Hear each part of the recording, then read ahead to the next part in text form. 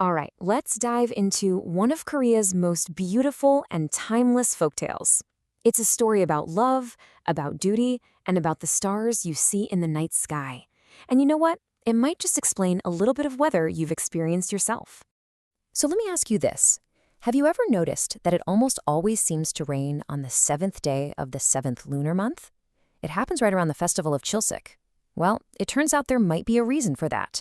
A really romantic and kind of heartbreaking one, according to this story. So our story kicks off up in the celestial kingdom, and it starts with what seems like the most perfect, well-deserved match ever. Okay, let's meet our two stars. First, we've got Gyeonwoo. He's the heavenly cowherd, and he is just amazing at his job. Super diligent, his cattle are the healthiest in all the heavens. Then, we have Jiknyeo, the divine weaver, and get this, she's the granddaughter of the Jade Emperor himself. Her work is legendary. She weaves the most beautiful clothes and fabrics for everyone up there. So basically, you've got the two most talented, hardworking people in the entire celestial realm. Well, the Jade Emperor noticed their incredible work ethic. He thought, you know what? These two would be perfect for each other. So as a reward for all their hard work, he arranged for them to be married.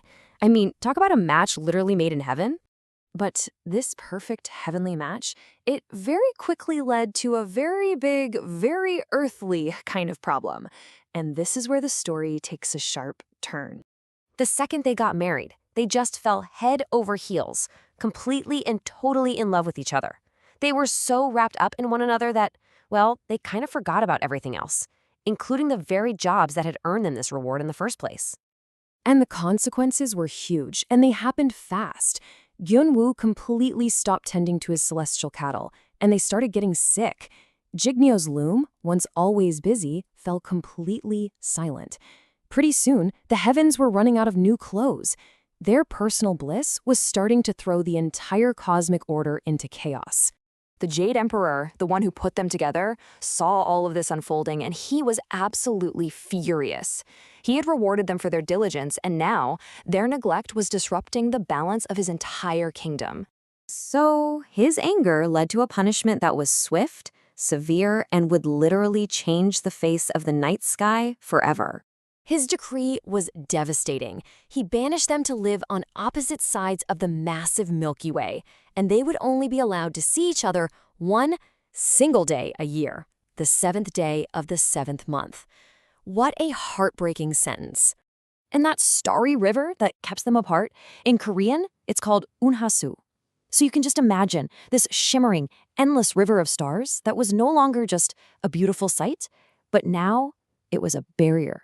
A cosmic prison wall. And that one precious day they were given, that little glimmer of hope in an entire year of longing, is known as Chilsik. It's a day that's still recognized and celebrated in Korea. But here's the twist. When that first Chilsok finally came, they raced to the banks of the Unhasu filled with hope, only to realize there was no way across. The River of Stars was just too wide. There was no bridge. All they could do was stand on opposite sides, looking at each other, and just weep. And their sorrow was so immense, so powerful, that their tears fell all the way down to earth as a massive, torrential rain. This rain caused huge floods, bringing misery to all the humans and animals down below. And there you have it. That's the reign of Chilsok. But seeing all this suffering, both in the heavens and on earth, a group of unlikely heroes decided they had to step in. And this, right here, is the most magical part of the entire story. So the crows and magpies down on earth saw everything. They saw the lovers' tears and the floods they were causing. Feeling pity for everyone involved, they came up with a truly incredible plan. So just picture this. Tens of thousands of crows and magpies take flight, soaring all the way up into the heavens. Once they reach the Unhasu, they join together wing to wing, creating a solid, living, breathing bridge that stretches all the way across the starry river.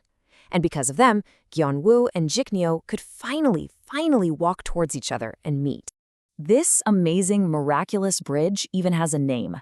It's called Jiknyeo, which literally translates to Crow-Magpie Bridge. It's this beautiful symbol of how empathy and cooperation can solve even the most cosmic of problems. Their reunion, as you can imagine, was just overwhelming.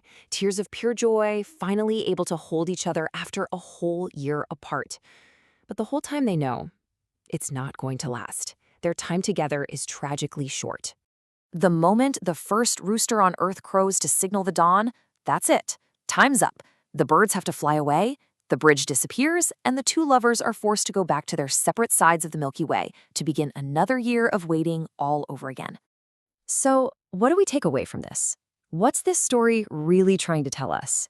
Is it just a beautiful romance about a love so powerful it can literally cause floods and inspire birds to build bridges? Or is it more of a cautionary tale, a warning that you have to balance your passion with your responsibilities, because even in heaven, your actions have consequences? Maybe the real magic of the story is that it's both, a powerful reminder that the greatest love often comes with the greatest duties.